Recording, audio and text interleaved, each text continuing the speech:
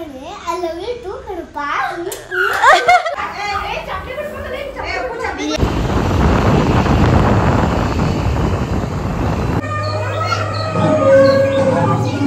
अभी चल यार रेड राउंड आ जा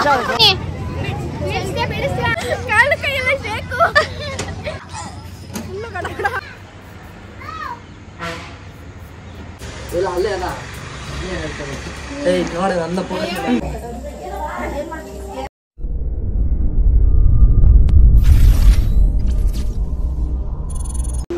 ಹಾಯ್ ಹಲೋ ಎಲ್ಲ ನನ್ನ ಪ್ರೀತಿಯ ವೀಕ್ಷಕರಿಗೆ ನಿಮ್ಮ ರೂಪ ಮಾಡುವ ನಮಸ್ಕಾರಗಳು. ಇವತ್ತಿನ ಈ ವ್ಲಾಗ್ಗೆ ನಿಮ್ಮೆಲ್ರಿಗೂ ಪ್ರೀತಿಯ ಸ್ವಾಗತ. ಇವತ್ತಿನ ಈ ವ್ಲಾಗ್ ಬಂದು ಡೈಲಿ ವ್ಲಾಗ್ ಆಗಿರುತ್ತೆ.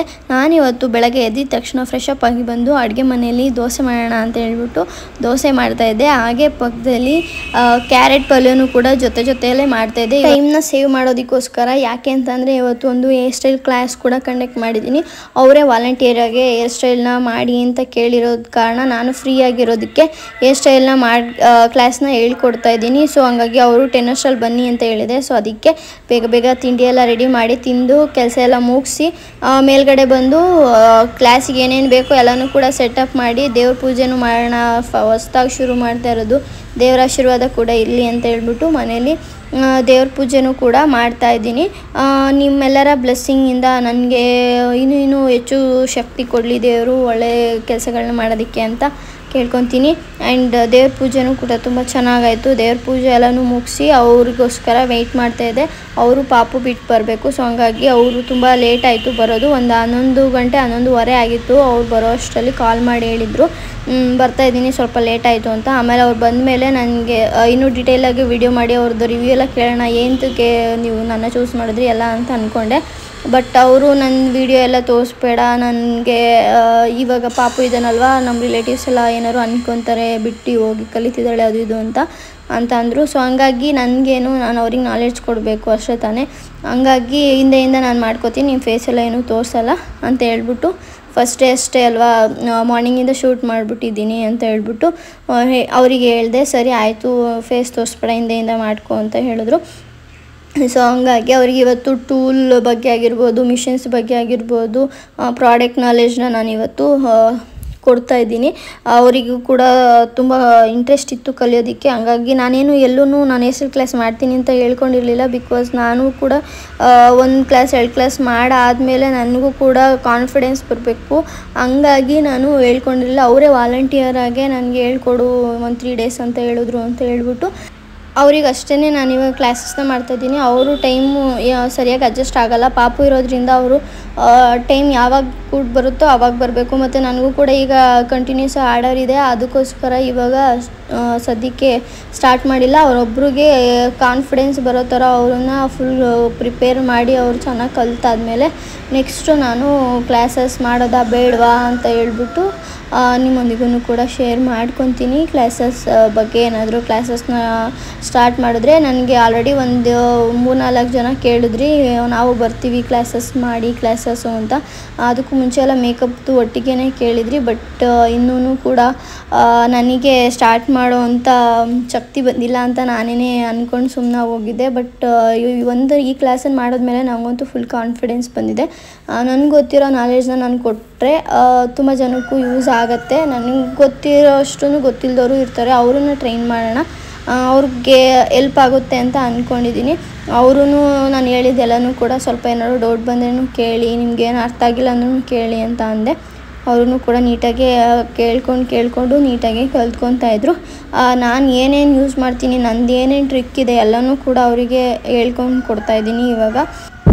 ಇವತ್ತಿನ ಕ್ಲಾಸಲ್ಲಿ ಪ್ರಾಡಕ್ಟ್ ನಾಲೆಜ್ ಎಲ್ಲ ಕೊಟ್ಟು ಎಲ್ಲನೂ ಡೀಟೇಲಾಗಿ ಅವರಿಗೆ ನೋಟ್ಸ್ ಕೂಡ ಬರ್ಕೊಳ್ಳೋದಕ್ಕೆ ಹೇಳಿದೆ. ಅದನ್ನೆಲ್ಲನೂ ಕೂಡ ಅವ್ರು ಬರ್ಕೊಂಡು ಎಲ್ಲ ಇದನ್ನು ಮಾಡಾದಮೇಲೆ ನೆಕ್ಸ್ಟ್ ಅವರಿಗೆ ಟೈಮ್ ಇತ್ತು, ಮಳೆ ಬರೋಂಗಾಗಿತ್ತು. ಅವರು ಕೂಡ ಹೊರಡೋಕ್ಕಾಗಲ್ಲ ಅಂದ್ಬಿಟ್ಟು ಟೈಮ್ ಇತ್ತಲ್ಲ ಅಂದ್ಬಿಟ್ಟು ಅವರಿಗೆ ಕರ್ಲ್ಸ್ ಮಾಡೋದು ಹೇಳ್ಕೊಟ್ಟೆ. ಕರ್ಲ್ಸ್ ಹೇರ್ ಸ್ಟೈಲು ಮತ್ತು ಒಂದು ಮೆಸ್ಸಿ ಬ್ರೈಡ್ ಹೇರ್ ಸ್ಟೈಲೆಲ್ಲ ಹೇಳ್ಕೊಟ್ಟೆ. ಅವ್ರ ಮನೇಲಿ ಕೂಡ ಮಿಷಿನ್ಸ್ ಇದೆ ಅಂತೆ.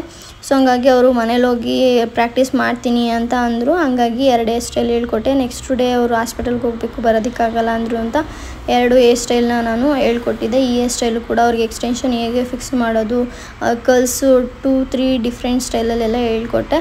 ಆಮೇಲೆ ಕೆಳಗಡೆ ಬಂದು ಊಟ ಮಾಡೋಣ ಅಂತ ಬಂದೆ. ನನ್ನ ಮಗನ ಕೈಲಿ ನಮ್ಮ ಅಕ್ಕನ ಮಕ್ಕಳೆಲ್ಲ ಬಂದಿದ್ದರು, ಎಲ್ಲ ತೀಟೆ ಮಾಡಿ ಎಲ್ಲ ಅಂಡಿ ಅನ್ನ ಎಲ್ಲ ಚೆಲ್ಲಿದ್ರು ಅಂದ್ಬಿಟ್ಟು ನನ್ನ ತಮ್ಮ ಕ್ಲೀನ್ ಮಾಡಿಸ್ತಾಯಿದ್ದ. ಕ್ಲೀನ್ ಮಾಡಿಕೊಂಡು ಆಟ ಆಡ್ತಿದ್ರು. ಊಟ ಮಾಡಿಕೊಂಡು ಮೇಲೆ ಬಂದೆ. ಆಮೇಲೆ ಅವ್ರಿಗೆ ಪ್ರಾಕ್ಟೀಸ್ ಮಾಡೋದಕ್ಕೆ ಬಿಟ್ಟಿದ್ದೆ. ಅವ್ರು ಪ್ರಾಕ್ಟೀಸ್ ಮಾಡ್ಕೊತಾ ಇದ್ರು. ನಾನು ಬಂದಮೇಲೆ ಸ್ವಲ್ಪ ಹೊತ್ತು ಒಂದು ಚೂರು ಕರೆಕ್ಷನ್ ಇತ್ತು, ಅದನ್ನೆಲ್ಲ ಕರೆಕ್ಷನ್ನ ಮಾಡಿದೆ. ಆಮೇಲೆ ಕರೆಂಟ್ ಕೂಡ ಹೊರಟೋಗಿತ್ತು. ಆಮೇಲೆ ಸ್ವಲ್ಪ ಪ್ರಾಕ್ಟೀಸ್ ಮಾಡಿಕೊಂಡು ಅವ್ರು ಹೊರಟರು.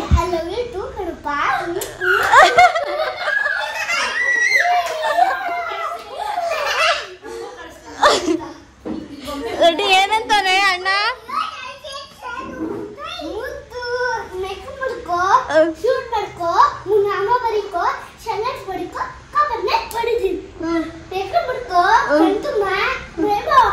ಆಮೇಲೆ ನಮ್ಮ ಜ್ಯೋತಿ ಮಕ್ಕಳೆಲ್ಲ ಬಂದಿದ್ದರು. ಅವನು ಹಚ್ಚು ಫುಲ್ಲು ಗೊಂಬೆಗೆ ಏನೇನೋ ಚಿಕ್ಕ ಮಕ್ಕಳು ಆಡ್ತಾರಲ್ಲ ಆ ಥರ ಕಾಮಿಡಿ ಮಾಡ್ತಾಯಿದ್ದ. ಅದಾದಮೇಲೆ ಸಂಜೆ ಎಲ್ಲರೂ ಕೂಡ ನಮ್ಮ ಕುಣಿಗಲಲ್ಲಿ ಎಕ್ಸಿಬಿಷನ್ ಇಟ್ಟಿದ್ರು. ಸೊ ಹಂಗಾಗಿ ಎಲ್ಲರೂ ಹೋಗೋಣ ಅಂತೇಳ್ಬಿಟ್ಟು ನಮ್ಮ ಅಕ್ಕನ ಮಕ್ಕಳನ್ನ, ಜ್ಯೋತಿಯವ್ರ ಮಕ್ಕಳು, ನನ್ನ ಮಗ ಎಲ್ಲರನ್ನೂ ಕರ್ಕೊಂಡು ಹೊರಟ್ವಿ. ಆಶಾ ಅವ್ರ ಮನೆಯಿಂದನೇ ಹಂಗೆ ಡೈರೆಕ್ಟ್ ಬರ್ತೀನಿ ಅಂತ ಅಂದ್ಲು ಅಂದ್ಬಿಟ್ಟು ನಾವಿಷ್ಟು ಜನ ಕಾರಲ್ಲಿ ನನ್ನ ತಮ್ಮನೇ ಬಿಟ್ಕೊಡು ಅಂದೆ. ಅವನು ಕೂಡ ಬಂದ. ಪಾರ್ಕಿಂಗ್ ಎಲ್ಲ ಇತ್ತು ಅಲ್ಲೇ. ಹಂಗಾಗಿ ಏನು ಪ್ರಾಬ್ಲಮ್ ಏನಾಗಲಿಲ್ಲ, ಆರಾಮಾಗಿ ಎಲ್ಲರೂ ಕೂಡ ಹೋದ್ವಿ ಕಾರಲ್ಲೇ. ಫುಲ್ ಎಂಜಾಯ್ ಮಾಡಿಕೊಂಡು ಅವತ್ತಿಂದ ಪ್ಲ್ಯಾನ್ ಮಾಡ್ತಾಯಿದ್ವಿ ಹೋಗೋಣ ಅಂತ ಹೇಳ್ಬಿಟ್ಟು. ಸರಿ ಆಯಿತು ಅಂದ್ಬಿಟ್ಟು ನಮ್ಮ ಜ್ಯೋತಿಯವರೆಲ್ಲ ಬಂದಮೇಲೆ ಒಬ್ಬೊಬ್ಬರೇ ಹೋಗೋಂತಾರೆ. ಎಲ್ಲರೂ ಕೂಡ ಹೋದಾಗ ಒಂಥರ ಖುಷಿ ಇರುತ್ತೆ, ಎಂಟರ್ಟೈನ್ಮೆಂಟ್ ಕೂಡ ಇರುತ್ತೆ. ಎಲ್ಲ ಮಕ್ಳ ಜೊತೆ ಇದ್ದಾಗ ಮಕ್ಳಿಗೂ ಕೂಡ ತುಂಬ ಖುಷಿ ಆಗುತ್ತೆ ಅಂದ್ಬಿಟ್ಟು ಎಲ್ಲರೂ ಕೂಡ ಹೊರಟ್ವಿ. ಇದಿರೋದು ತುಮಕೂರು ರೋಡಲ್ಲಿ ಅಯ್ಯಪ್ಪ ಸ್ವಾಮಿ ಟೆಂಪಲ್ ಪಕ್ಕ ಒಂದು ಪೆಟ್ರೋಲ್ ಬ್ಯಾಂಕ್ ಪಕ್ಕದ ರೋಡಲ್ಲೇ ಎಕ್ಸಿಬಿಷನ್ ಇರೋದು. ಅಲ್ಲಿಗೆ ಹೋದವಾಗ ಅಲ್ಲಿ ಪಾರ್ಕಿಂಗ್ ಕೂಡ ಇಲ್ಲ ಅಂದರೆ ನನ್ನ ತಮ್ಮ ನಿಮ್ಮನ್ನ ಬಿಟ್ಬಿಟ್ಟು ಬಂದ್ಬಿಡ್ತೀನಿ ಅಂದ. ಸದ್ಯ ಹೆಂಗೋ ಜಾಗನೂ ಕೂಡ ಇತ್ತು ಅಲ್ಲೇ ಪಾರ್ಕಿಂಗ್ ಮಾಡೋದಕ್ಕೆ. ಹಂಗಾಗಿ ಅಲ್ಲೇ ಪಾರ್ಕಿಂಗ್ ಮಾಡಿ ಅವನು ಕೂಡ ನಮ್ಮ ಜೊತೆ ಬಂದ. ಇದು ಆಲ್ರೆಡಿ ಓಪನ್ ಆಗಿ ತುಂಬ ದಿನ ಆಗಿದೆ, ಬಟ್ ನಾವು ಹೋಗೋದಕ್ಕಾಗಿರಲಿಲ್ಲ. ಆಮೇಲೆ ಎಲ್ಲರೂ ಕೂಡ ಬಂದ್ರಲ್ಲ, ಒಟ್ಟಿಗೆ ಪ್ಲ್ಯಾನ್ ಮಾಡಿಕೊಂಡು ಇವತ್ತು ಹೋಗೋಣ ಅಂತ ಹೇಳ್ಬಿಟ್ಟು ಎಲ್ಲರೂ ಕೂಡ ಬಂದ್ವಿ. ಮಕ್ಕಳೆಲ್ಲ ಕೂಡ ತುಂಬ ಚೆನ್ನಾಗಿ ಎಂಜಾಯ್ ಮಾಡಿದ್ರು. ಬಟ್ ಅಲ್ಲಿ ನಾವು ಎಂಜಾಯ್ ಮಾಡೋವಂಥದ್ದು ಏನಿರಲ್ಲ, ಬಟ್ ಮಕ್ಳಿಗೆ ಎಂಜಾಯ್ ಮಾಡ್ಬೋದು. ನಮ್ಮ ಜ್ಯೋತಿ ಒಳಗಡೆ ಹೋಗಿ ಬಂದಾದಮೇಲೆ ಹೇಳಿದ ಎಕ್ಸ್ಪೀರಿಯೆನ್ಸು. ಬೇರೆ ಕಡೆ ಎಲ್ಲ ಇನ್ನೂ ಚೆನ್ನಾಗಿ ಹಾಕಿರ್ತಾರೆ, ಫುಡ್ಡುದೇ ಸ್ಟಾಲ್ ಜಾಸ್ತಿ ಇರುತ್ತೆ ಅಂತ. ಬಟ್ ಇದ್ರೊಳಗಡೆ ಒಂದೇ ಫುಡ್ ಸ್ಟಾಲ್ ಇದ್ದಿದ್ದು. ಟಿಕೆಟ್ ಬಂದ್ಬಿಟ್ಟು 50 ರೂಪೀಸ್ 1 ಪರ್ಸನ್ಗೆ ಎಂಟ್ರಿ ಟಿಕೆಟ್ ಇರುತ್ತೆ. 5 ವರ್ಷದ ಮೇಲ್ ಮಕ್ಳಿಗೂ ಕೂಡ ಟಿಕೆಟ್ ಇರುತ್ತೆ, ಒಳಗಡೆ ಇರೋ ಮಕ್ಕಳಿಗೆ ಫ್ರೀಯಾಗಿರುತ್ತೆ. ನಾವು 5 ಟಿಕೆಟ್ ತೊಗೊಂಡ್ವಿ, 5 ಜನ ಇದ್ವಿ. ದೊಡ್ಡವರು ಮಕ್ಳಿಗೆಲ್ಲ ಏನು ಟಿಕೆಟ್ ಇರಲಿಲ್ಲ, 5 ವರ್ಷದ ಒಳಗಡೆ ಇರೋರಿಗೆ ಅಂದ್ಬಿಟ್ಟು ಒಳಗಡೆ ಹೋದ್ವಿ. ಫುಲ್ಲು ಅನಿಮಲ್ಸ್ ಎಲ್ಲನೂ ಕೂಡ ಫುಲ್ಲು ಚೆನ್ನಾಗಿ ಅನ್ನಿಸ್ತಾಯಿತ್ತು. ಫುಲ್ ಸೌಂಡೆಲ್ಲ ಹಾಕಿ ಫಾರೆಸ್ಟ್ ಥೀಮಲ್ಲಿ ಪ್ರಾಣಿಗಳದೆಲ್ಲ ಅದು ಒಂಥರ ಕೋತಿದೊಳ್ಳೆ ಚೆನ್ನಾಗಿತ್ತು. ಒಂದನ್ನು ಪುಷ್ ಮಾಡೋ ಥರ ಮತ್ತು ಅವೆಲ್ಲ ಹೆಂಗೆ ಆ್ಯಕ್ಷನ್ ಮಾಡ್ತವೆ ಆ ಥರನೇ ಚೆನ್ನಾಗಿ ಮಾಡಿದರು. ಅದನ್ನೆಲ್ಲ ನೋಡ್ಕೊಂಡು ಒಳಗಡೆ ಹೋಗಿ ಅಲ್ಲೊಂದು ಗೇಮ್ ಇತ್ತು, ಎಷ್ಟು ನಂಬರ್ ಬರುತ್ತೋ ಅದನ್ನೊಂದು ಗಿಫ್ಟ್ ಕೊಡ್ತಾರೆ ಅಂತ. ನಾವು ಒಳಗಡೆ ಹೋದ್ಮೇಲೆ ನಂದು ಎಷ್ಟು ಜಾಸ್ತಿ ನಂಬರ್ ಬಂದ್ಬಿಡ್ತು. ಆಮೇಲೆ ಸೋಪ್ ಹಾಕೋದೊಂದು ಪ್ಲೇಟ್ ಬಂತು, ಅದನ್ನು ತೊಗೊಂಡು ಹಂಗೆ ಮುಂದೆ ಹೋದ್ವಿ. ಈ ಥರ ಶೂಟ್ ಗೇಮು ಮತ್ತು ಇನ್ನು ಏನೇನೋ ಚೊಂಬು ಬೀಳಿಸೋದು, ಲೋಟಗಳು ಬೀಳಿಸೋದು, ಈ ಥರ ಗೇಮ್ಗಳೆಲ್ಲ 100 ರೂಪಾಯಿ 50 ರೂಪಾಯಿ ಇರುತ್ತೆ. ಆಡಿ ಏನಾದ್ರು ಗೆದ್ರೆ 100 ರೂಪಾಯಿ ಅವ್ರು ಕೊಡ್ತಾರಂತೆ. ಬಟ್ ಅದೇನು ಹೊಡೆಯೋಕ್ಕಾಗಲ್ಲ, ಅದಾಗಲ್ಲ ಬನ್ನಿ ಅಂತ ನನ್ನ ತಮ್ಮ ಹೇಳ್ದ. ಆಮೇಲೆ ಅದೆಲ್ಲ ಏನೂ ಕೂಡ ಆಡಲಿಲ್ಲ. ಆಮೇಲೆ ನಮ್ಮ ಆಶೆ ಎಲ್ಲೊಳೆ ಅಂತ ಹುಡ್ಕೊಂಡು ಹೋದ್ವಿ. ಆಮೇಲೆ ಅಲ್ಲಿ ಅವರು ಇನ್ನೊಬ್ಬರು ಜೊತೆ ಅವ್ರ ಊರವ್ರ ಪಕ್ಕದವ್ರ ಜೊತೆ ಬಂದಿದ್ಲು. ಅವರು ಮಕ್ಕಳು ಕೂಡ ಆಡ್ತಿದ್ರಲ್ಲ, ಅವ್ರ ಜೊತೆ ಆಟ ಆಡ್ತಿದ್ರು ಅವ್ರ ಮಗಳೆಲ್ಲ. ಆಮೇಲೆ ಅವರು ಬೈಕ್ ಆಡಿಸ್ತಾಯಿದ್ರು. ಆಮೇಲೆ ಅಲ್ಲಿಗೆ ಹೋಗಿ ಬೈಕು ಜಾಸ್ತಿ ಜನ ಇಲ್ಲ ಅಂತ ಅಂದರೆ ಜಾಸ್ತಿ ರೌಂಡ್ ಆಡಿಸ್ತಾರೆ. ಜಾಸ್ತಿ ಜನ ಇಲ್ಲ ಅಂದರೆ, ಜಾಸ್ತಿ ಜನ ಏನಾದ್ರು ಬಂತು ಅಂದರೆ ಒಂದು 10 ರೌಂಡಿಗೆಲ್ಲ ವಾಪಸ್ ಇಳಿಸ್ಬಿಟ್ಟು ಕಳಿಸ್ಬಿಡ್ತಾರೆ. ಆಮೇಲೆ ನನ್ನ ಮಗನ ಅಲ್ಲಿ ಜಾಗ ಇರಲಿಲ್ಲ ಬೈಕಲ್ಲಿ ಅಂದ್ಬಿಟ್ಟು ಕರ್ಕೊಂಡು ಕಾರ್ ಆಡಿಸಿದ್ವಿ. ಅವನು ಈಚೆ ಬಂದಮೇಲೆ ತಲೆ ತಿರುಗುತ್ತಂತೆ, ಅದಕ್ಕೆ ಹಿಂಗೆ ಸುತ್ತಾಡ್ತಾ ಇದ್ದ. ಆಮೇಲೆ ವಾಟರ್ದು ಫುಲ್ಲು ಕೈ ಫೋರ್ಸ್ ಹಾಕಿ ಇದು ತಿರುಗಿಸ್ಬೇಕಲ್ಲ, ಹಾಗಾಗಿ ಅವನಿಗೆ ಅದಕ್ಕೇನು ಕೂರಿಸ್ಲಿಲ್ಲ. ಆಮೇಲೆ ಮತ್ತೆ ತಿರ್ಗಾ ಬೈಕಿಂದ ಖಾಲಿ ಆಗಿತ್ತು ಅಂದ್ಬಿಟ್ಟು ಬೈಕ್ ಹತ್ರ ಬಂದು ಕೂರಿಸಿದ್ವಿ ಆಡ್ಸೋಕ್ಕೆ. ಎಲ್ಲ ಆಟೋಕ್ಕೂ ಕೂಡ 50 ಜಾಯಿಂಟ್ ವೀಲು, ಡ್ರ್ಯಾಗನ್ನು ಇದರದ್ದೆಲ್ಲನೂ ಕೂಡ 80 ರೂಪಾಯಿ ಒಂದು ಆಟಕ್ಕಿರುತ್ತೆ. ಯಾರೂ ಇರಲಿಲ್ಲ, ಇಬ್ಬರೇ ಇದ್ದರು, ಅಪ್ಪು ಮತ್ತು ಇನ್ನೊಂದು ಹುಡುಗ. ಅಪ್ಪು ನಾನು ಎದುರುಕತ್ತಾನೆ ಅಂದ್ಕೊಂಡೆ, ಅವ್ನು ಆರಾಮಾಗಿ ಕೂತ್ಕೊಂಡಿದ್ದ, ಆಟ ಆಡ್ತಾಯಿದ್ದ ಚೆನ್ನಾಗೆ. ಅಷ್ಟೇನು ಗೇಮ್ಸ್ಗಳಿರಲಿಲ್ಲ, ನಾರ್ಮಲ್ ಜಾತ್ರೆಲಿ ಇರುತ್ತಲ್ಲ ಆ ಥರನೇ. ಆ್ಯಂಡ್ ತಿನ್ನೋ ವಿಷಯಕ್ಕೆ ಬಂದರೆ ತಿನ್ನೋದು ಎಲ್ಲ ಏನೂ ಜಾಸ್ತಿ ಏನೂ ಇರಲಿಲ್ಲ. ಆಮೇಲೆ ನೆಕ್ಸ್ಟು ಅವನಪ್ಪು ಅದು ಅದು ಅಂತ ಒಂದು 3-4 ಗೇಮ್ ಆಡೋನೆ. ಮತ್ತು ಇದಕ್ಕೆ ಜಾರಬಂಡಿಗೆ ಕರ್ಕೊಂಡೋದ್ವಿ. ಅಲ್ಲಿ ಕೂಡ ನಮ್ಮ ಅಕ್ಕನ ಮಗಳು ಮತ್ತು ಅವನು ಇಬ್ಬರು ಹೋಗಿದ್ರು. ಅವ್ನಿಗೆ ಹತ್ತಲ್ಲ ಅಂದ್ಕೊಂಡಿದ್ದೆ, ಬಟ್ ನೋಡಿದ್ರೆ ಹತ್ಕೊಂಡು ಹೋದ. ಒಂದು ಟಿಕೆಟ್ ಇದಕ್ಕೂ ಕೂಡ 50 ರೂಪಾಯಿ ಒಬ್ಬರಿಗೆ. ನಮ್ಮ ಆಶಾ ಮಗಳು ಜ್ಯೋತಿ ಮಗ ಎಲ್ಲರೂ ಕೂಡ ಆಲ್ರೆಡಿ ಹತ್ತಿದ್ರು. ಆಮೇಲೆ ಒಂದು ಬೈಕ್ ಆಡಿಸ್ಕೊಂಬಂದು ಇಲ್ಲಿಗೆ ಕಳಿಸ್ದೆ. ಆಮೇಲೆ ಅಲ್ಲೂ ಕೂಡ ಚೆನ್ನಾಗಿ ಹತ್ಕೊಂಡು ಚೆನ್ನಾಗಿ ಆಡ್ತಾಯಿದ್ದ. ಅಲ್ಲಿಂದ ನೆಕ್ಸ್ಟು ಡ್ರ್ಯಾಗನ್ ಆಡೋದಕ್ಕೆ ಅಂತ ಹೇಳ್ಬಿಟ್ಟು ನಮ್ಮ ಆಶಾ ಮತ್ತು ಇನ್ನೊಬ್ಳು ನಮ್ಮ ಅಕ್ಕನ ಮಗಳು ಎಲ್ಲರೂ ಕೂಡ ಹೋದರು. ಅವ್ರ ಜೊತೆ ನಮ್ಮ ಜ್ಯೋತಿ ಮಗಳು ಅವಳು ಯಾವುದೂ ಆಡಿರಲಿಲ್ಲ, ಅದಕ್ಕೆ ಅವಳನ್ನ ಕಳಿಸಿ ನನ್ನ ಮಗನೂ ಕಳಿಸ್ದೆ. ನನಗೇನೋ ಒಂಥರ ಇವತ್ತು ಕ್ಲಾಸ್ ಮಾಡಿ ತಲೆನೋವೆಲ್ಲ ಬಂದಂಗೆ ಆಗ್ಬಿಟ್ಟಿತ್ತು. ಹಂಗಾಗಿ ಯಾವ್ದು ಆಡೋಕ್ಕೂ ಈ ಥರ ಗೇಮ್ಸ್ಗಳನ್ನ ಇಂಟ್ರೆಸ್ಟ್ ಇರಲಿಲ್ಲ. ತಲೆಗೆಲೆ ಸುತ್ತಿ ಆಮೇಲೆ ಇನ್ನೂ ತಲೆನೋವು ಜಾಸ್ತಿ ಆಗುತ್ತೆ ಅಂದ್ಬಿಟ್ಟು ಆಡೋಕ್ಕೆ ಹೋಗಲಿಲ್ಲ. ಅವ್ರು ಫಸ್ಟು ಒಂದು 3-4 ರೌಂಡಿಗೆ ಆರಾಮಾಗಿತ್ತು ಅಂದ್ಬಿಟ್ಟು ಸುಮ್ಮನೆ ಆಡಿದ್ರು. ಇನ್ನೊಂದು ಯಾವುದೋ ಅಂಕಲ್ ಅವರಿಗೆ ತಲೆ ಸುತ್ತ ಬಂದ್ಬಿಡ್ತೋ ಏನೋ, ಅವ್ರು ಇಳಿದು ಬಂದ್ಬಿಟ್ರು. ಇಳಿಯಂಗಿದ್ರೆ ಇಳಿರಿ ಅಂದರು. ಆಮೇಲೆ ನೆಕ್ಸ್ಟು ಫುಲ್ಲು ಜೋರಾಗಿ ಆಡಿಸ್ಬಿಟ್ಟವ್ರೆ. ಫುಲ್ಲು ತಲೆ ಅವರಿಗೆ ತಿರುಗ್ದಾಗ ಆಗ್ಬಿಟ್ಟೆ. ಸಾಕು ನಿಲ್ಲಿಸಿ ಅಂತ ಬಡ್ಕೊತಾ ಇದ್ರು. ನಮ್ಮ ಜ್ಯೋತಿ ಅಚ್ಚು ತಿಂಡಿ ಕೇಳ್ತಿದ್ದ ಅಂದ್ಬಿಟ್ಟು ಡ್ರೈ ಗೋಬಿ ಮತ್ತು ಬಜ್ಜಿ ತೊಗೊಂಬಂದಿದ್ಲು. ಬಜ್ಜಿ 3 ಬಜ್ಜಿ 50 ರೂಪಾಯಿ ಒಂದು ಪ್ಲೇಟು ಅಂತ ಕೊಡ್ತಾರೆ. ಮತ್ತು ಗೋಬಿನೂ ಅಷ್ಟು 50 ರೂಪಾಯಿ ಅಂತ ಅಂದ್ಬಿಟ್ಟು ಆ ಪ್ಲೇಟಲ್ಲಿ ಕೊಡ್ತಾರೆ. But worth ಅನ್ನಿಸ್ತಿಲ್ಲ. ಆಚೆನೇ ಆರಾಮಾಗಿ ನಮ್ಗೆ ಹೊಟ್ಟೆ ತುಂಬ ಎಷ್ಟು ಬೇಕಷ್ಟು ತಿನ್ಬೋದು. ಇಲ್ಲಿ ಅಮೌಂಟು ಜಾಸ್ತಿ ಮತ್ತು ಕ್ವಾಂಟಿಟಿ ಕಮ್ಮಿ ಇರುತ್ತೆ. ಹಾಗಾಗಿ ಏನು ಜಾಸ್ತಿ ತಿಂದಿಲ್ಲ, ಅದಷ್ಟು ತೊಗೊಂಡು ಮತ್ತು ನಾವು ನನ್ನ ಮಗ ಪೊಟ್ಯಾಟೊ ರೋಲ್ ಕೇಳ್ದೆ ಅಂದ್ಬಿಟ್ಟು ಅದೊಂದು ಕೊಡಿಸ್ವಿ.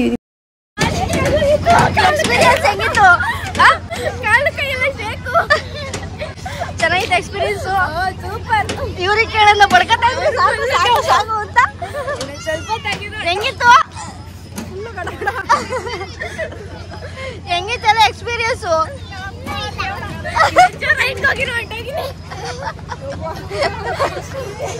ನೋಡ್ತಾ ಇದ್ದ ನೀನ್ ಪರಿಸ್ಥಿತಿ ನೋಡಿ ನಗಾಡ್ತಾ ಇದ್ದ.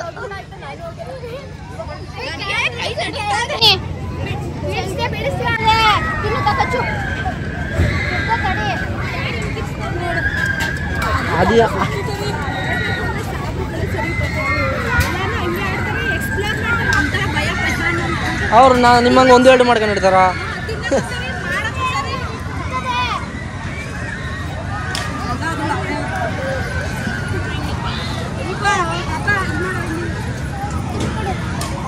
ಅವ್ರು ನಾವಲ್ಲಿಂದ ನೋಡ್ತಾ ಇದ್ದೀನಿ ನಾನು.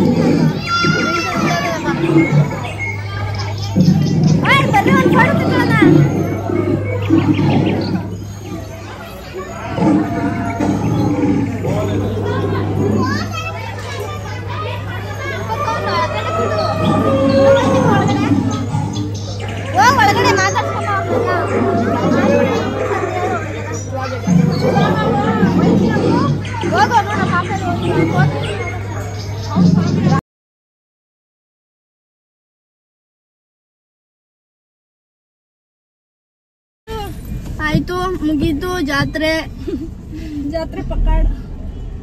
ಬಾಯ್ ಇವಾಗ್ಲೂ ಜಾತ್ರೆ. ಆಶಾ ಬಾಯ್. ಅವಳು ಫುಲ್ ಲೇಟ್ ಯಾಕಂಗೆ ಕಾಣ್ತಾ ಇದೆ. ಹೋಗು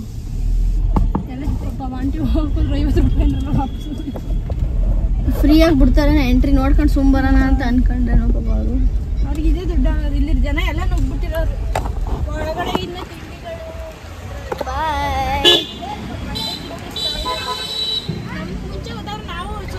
ಅವತ್ತಿನ ವ್ಲಾಗ್ನ ಅಲ್ಲಿಗೆ ಎಂಡ್ ಮಾಡಿ ಊಟ ಮಾಡಿದ್ರು ಅಮ್ಮ. ಊಟ ಮಾಡ್ಕೊಂಡು ಮಲ್ಕೊಂಡ್ವಿ. ಅದ್ರ ನೆಕ್ಸ್ಟ್ ಡೇ ತಿಂಡಿ ಎಲ್ಲ ತಿನ್ಕೊಂಡು ರೆಡಿಯಾಗಿ ನಮ್ಮ ಅತ್ತೆ ಬರ್ತಿದ್ರು. ಅವ್ರನ್ನ ವೆಯ್ಟ್ ಮಾಡಿ ಅವ್ರಿಗೆ ಕರ್ಕೊಂಡು ನಾವು ಇನ್ನೊಂದು ನಮ್ಮ ಅಪ್ಪ ಅವರ ಚಿಕ್ಕಪ್ಪನ ಮಗಳು ಅವ್ರ ಮನೆಯಲ್ಲಿ ಹಬ್ಬ ಇತ್ತು. ಸೊ ಹಾಗಾಗಿ ಎಲ್ಲರೂ ಕೂಡ ಹೊರಟ್ವಿ. ಅಪ್ಪು ಮತ್ತು ಲಡ್ಡು ಮುತ್ಕೊಡ್ತಾ ಇದ್ರು ಫಸ್ಟು. ಅದಕ್ಕೆ ಆಮೇಲೆ ವೀಡಿಯೋ ಮಾಡ್ತೀನಿ ಅಂದ್ಬಿಟ್ಟು ವೀಡಿಯೋ ಕೊಡಿ ಅಂದೆ. ಆಮೇಲೆ ಲಡ್ಡು ಮುತ್ಕೊಡ್ತಾ ಇದ್ಲು. ಆಮೇಲೆ ಗಿಡ್ಪಾಳ್ಯದಲ್ಲಿ ಹಬ್ಬ ಇತ್ತು, ಅಲ್ಲಿಗೆ ಹೋದ್ವಿ. ಅಲ್ಲಿಗೆ ಹೋಗಿ ಸ್ವಲ್ಪ ಹೊತ್ತು ಕೂತಿದ್ವಿ. ಆಮೇಲೆ ಊಟ ಎಲ್ಲ ಕೊಟ್ಟರು ಎಲ್ಲರಿಗೂ.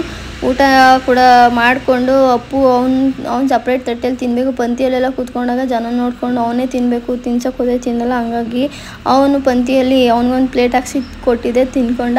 ಆಮೇಲೆ ನಾವು ಎಲ್ಲ ಊಟ ಎಲ್ಲ ಮಾಡಿಕೊಂಡು ಒಳಗಡೆ ಕೂತ್ಕೊಂಡಿದ್ವಿ. ಇವು ಹುಡುಗರು ವಾಟ್ರ್ ಬಾಟ್ಲ್ ಇಟ್ಕೊಂಡು ಏನೇನೋ ಆಟ ಆಡ್ಕೊಂಡು ಅವ್ರದ್ದೇ ಮನೆ ಮಾಡ್ಕೊಂಬಿಟ್ಟಿದ್ರು, ಆಡ್ಕೊಂಡು ಕೂತಿದ್ರು. ಅಲ್ಲಿಂದ ನೆಕ್ಸ್ಟು ನಮ್ಮ ಅಪ್ಪ ಅವರ ಅಕ್ಕ ದೊಡ್ಡಪ್ಪನ ಮಗಳು ಅವ್ರ ಮನೇನೂ ಅಲ್ಲೇ ಆನ್ ದ ವೇ ಇತ್ತು. ಆಮೇಲೆ ನಮ್ಮ ಅತ್ತೆನೂ ಕೂಡ ಮಾತಾಡಿಸ್ಬೇಕು ಅವರ ಅಕ್ಕನ ಅಂತ ಹೇಳಿದ್ರು ಅಂದ್ಬಿಟ್ಟು ಅಲ್ಲಿ ಹೋಗಿ ಕೂತಿದ್ವಿ. ಅವರು ಅರ್ಶಿನ ಕುಂಕುಮ ಎಲ್ಲ ಕೊಟ್ಟರು, ಜ್ಯೂಸ್ ಎಲ್ಲ ಕೊಟ್ಟರು, ಕುಡ್ಕೊಂಡು ಆಮೇಲೆ ಪೊರ್ಕೆ ಬೇಕು ಅಂತ ಅಂದ್ಬಿಟ್ಟು ನಮ್ಮ ಅತ್ತೆ ಪೊರ್ಕೆ ಎಲ್ಲ ಈಸ್ಕೊಂಡು ನಾವು ಮನೆಗೆ ಬಂದ್ವಿ. ನಮ್ಮ ಮನೆಗೆ ಬಂದು ಫುಲ್ಲು ಶೆಕೆ ಆಯ್ತಾಯಿತ್ತು. ನಮ್ಮ ಅತ್ತೆ ಅಲ್ಲೇ ಕುಣಿಗಲಲ್ಲೇ ಇಳ್ಕೊಂಡ್ರು, ಬ್ಯಾಂಗ್ಳೂರ್ಗೆ ಹೋದರು. ಆಮೇಲೆ ಮನೆಗೆ ಬಂದು ನನ್ನ ತಮ್ಮ ನಿಂಬೆಹಣ್ಣು ಜ್ಯೂಸ್ ಮಾಡ್ತಾಯಿದ್ದ, ಐಸ್ ಕ್ಯೂಬ್ ಎಲ್ಲ ಹಾಕಿ ಕುಡ್ಕೊಂಡು ಸ್ವಲ್ಪ ಹೊತ್ತು ಮಾತುಕತೆ ಆಡ್ಕೊಂಡು ಕೂತಿದ್ವಿ. ಆಮೇಲೆ ನಮ್ಮ ಮನೆ ಹತ್ರ ಆಂಟಿ ಐಬ್ರೋ ಮಾಡ್ಕೊಡವ ಒಂಚೂರು ಎಲ್ಲ ಹೋಗಬೇಕು ಅಂತ ಅಂದು ಅಂದ್ಬಿಟ್ಟು ಐಬ್ರೋ ಮಾಡಿಕೊಟ್ಟೆ. ಆಮೇಲೆ ಜ್ಯೋತಿನೂ ನನಗೂ ಸ್ವಲ್ಪ ಎಕ್ಸ್ಟ್ರಾ ತೆಗಿ ಅಂತ ಅಂದ್ಲು ಅಂದ್ಬಿಟ್ಟು ಅವಳಿಗೆ ತಕ್ಕೊಡ್ತಾಯಿದ್ದೆ. ಅವ್ರು ಅಲ್ಲೇ ಊರಿಗೆ ಹೋಗೋಕ್ಕೆ ರೆಡಿ ಆಗಿದ್ದರು. ನಮ್ಮ ಆಶಾನೂ ಕೂಡ ಹೋಗಬೇಕು, ನಮ್ಮ ಅಪ್ಪ ಹಾಲು ಹಾಕೋಷ್ಟರಲ್ಲಿ ಅಂತ ಅಂದ್ಲು ಅಂದ್ಬಿಟ್ಟು ಹೋಗೋಕ್ಕೆ ರೆಡಿ ಆಗಿದ್ರು. ಆಮೇಲೆ ನನ್ನ ತಮ್ಮ ಬಂದ್ಬಿಟ್ಟು ಚಿಕನ್ ತತ್ತೀನಿ ಇಲ್ಲೇ ಇರಿ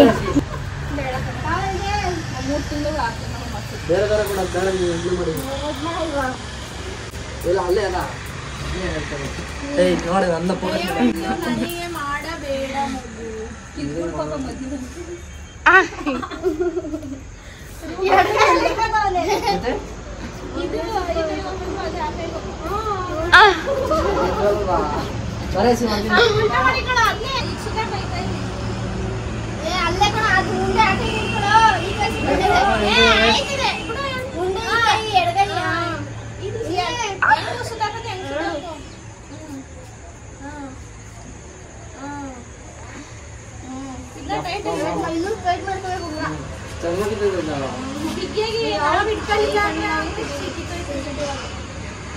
ಹಿಂಗೆ ಚಂದ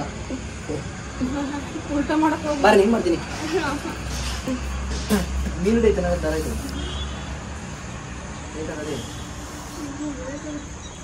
ಮಾಡಿ.